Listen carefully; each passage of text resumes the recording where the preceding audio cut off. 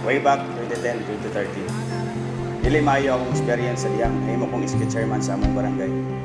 Kay gamit na ako ang influence sa di maayo nga paagi. Kay ako ang mag-ulos sa mga bisyo, sa sigarilyo, inom, shabu. Diyan ako nakita ang akong kalipay sa una. Kay abi na ako, mao to ang definition sa living a life to the fullest. Lingaw-lingaw, daglaag, disco, early relationships. Nahok og natrap ko sa akong mga bisyo. Tungod ato, nawad-an na og salig akong parents sa kuha. Dili ko nila tagaan sa pangbayad sa tuition, kay basin ako rang ibisyo. Wala na pud ko'y ganang eskwela. Dagan kayo kog bagsak sa mga grades. Feel na ko nga wala na ko'y paglaom nga makagawas sa akong bisyo. Ug kung maka-recover pa ba ko sa akong pag-eskwela.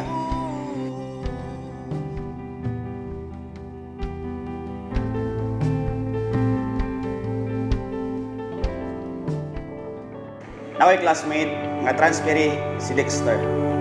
Nang-invite siya nako sa cell group. Pero at first, di pa kayo ko ganahan mo kuyog niya. Kay murag word kay siyang istorya. Kay sige siyang istoryang Bible nga bago pa kayo sa kuha. Nay one time sa klase nga nag-exami. Pero sa tanan mo, siya ra ang wala nag-cheat, siya ra ang wala nangopya. Dito ko namay sa iyang kinabuhi. Nga ngayon gid siya kuyogan. Sa pag-invite niya, nako utro, na ko nagduwa-duwa og kuyog og mi-appeal sa iyang cell group. Dayon eventually, nag-appeal ko sa encounter. Sa encounter, dito na ko na sinati nga pinasaylo ko sa Ginoo. Dito ko nakabaton og hope nga pwede pa na di ay mausab ang kinabuhi.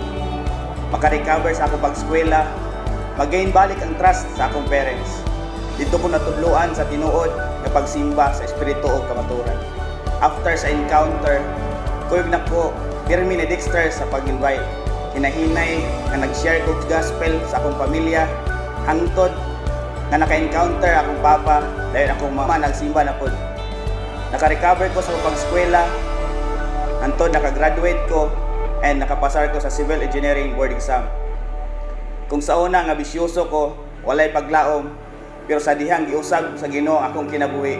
Usa na ko ka-leader, engineer, kung bago lang ko na-hired sa DPWH sa Pagadian District. God has changed my life.